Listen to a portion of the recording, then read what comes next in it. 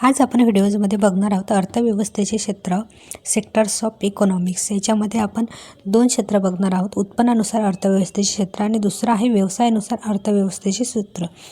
तर पहिला आहे उत्पन्नानुसार अर्थव्यवस्थेचे क्षेत्र, जे जुलै 2015 नुसार चालू झालेलं आहे. जागतिक बँकेने जगातील देशाचे टोटल उत्पन्नानुसार 4 प्रकारचे पाडलेले आहेत. त्याच्यानंतर व्यवसायानुसार अर्थव्यवस्थेचे जे क्षेत्र आहेत ते 3 आहेत: प्राथमिक क्षेत्र, द्वितीय क्षेत्र आणि तृतीय क्षेत्र.